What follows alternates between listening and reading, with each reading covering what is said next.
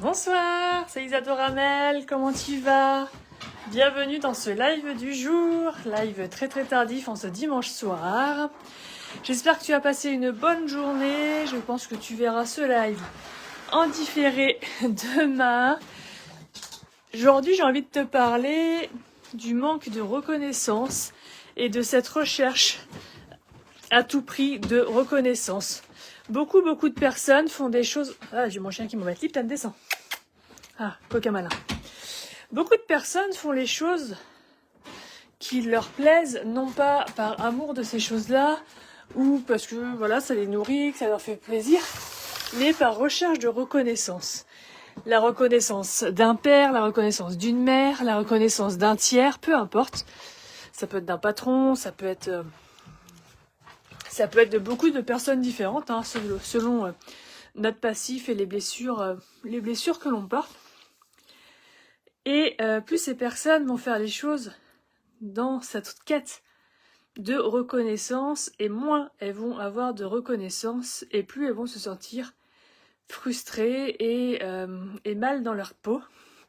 Donc en fait, après, c'est un cercle vicieux qui vient se mettre en place, parce que comme on cherche la reconnaissance et qu'on n'obtient pas cette reconnaissance, on va faire les choses avec beaucoup plus de conviction, en étant peut-être beaucoup plus perfectionniste, en se mettant des barrières beaucoup plus hautes pour justement avoir la reconnaissance. Parce qu'on se dit que si on est le premier, qu'on est le meilleur partout,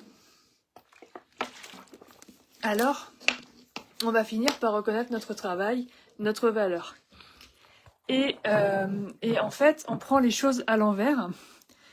C'est au contraire en faisant les choses pour soi, parce que ça nous nourrit, parce qu'on a envie de les faire, qu'on n'attend rien du tout de l'extérieur, qu'on attend absolument aucune reconnaissance, aucune notation de notre valeur, que la reconnaissance va arriver. Et j'avoue que c'est compliqué parce que depuis qu'on est enfant, on est noté dans notre travail, de la scolarité jusqu'à la vie professionnelle, hein, où chaque devoir, chaque contrôle, déjà il y a des contrôles pour savoir si on connaît bien les choses, est sanctionné par une note.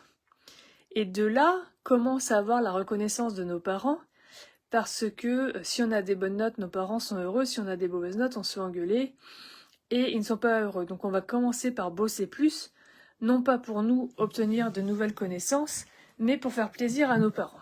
Donc bien souvent, cette quête de la reconnaissance arrive de là. Et si on a un parent qui en plus est extrêmement pointilleux, dur et perfectionniste, mais on va le devenir également. Et ça va être de plus en plus compliqué de faire les choses pour soi. On va vraiment faire les choses en quête de reconnaissance de ce parent. Et arrive un moment où on se met tellement la pression qu'on n'arrive plus du tout à lâcher prise sur quoi que ce soit. La pression devient quotidienne dans toutes les actions, dans toutes les routines du quotidien. Et on vit comme une cocotte minute sans soupape de décompression. Mais sauf qu'au bout d'un moment, ça explose et c'est là qu'on pète un plomb, c'est là que la colère arrive et c'est là que le burn-out peut arriver parce qu'il y a tellement de pression que tout explose d'un coup. Alors bien avant... Salut mon chat.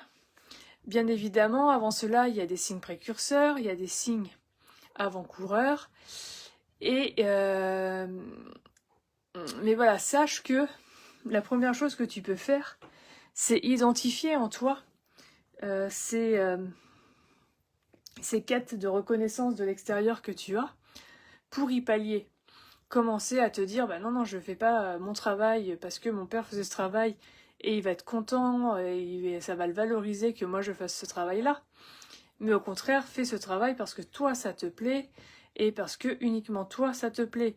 Parce que tu y trouves du plaisir, parce que tu y trouves quelque chose. Et tu verras que la reconnaissance viendra à ce moment-là.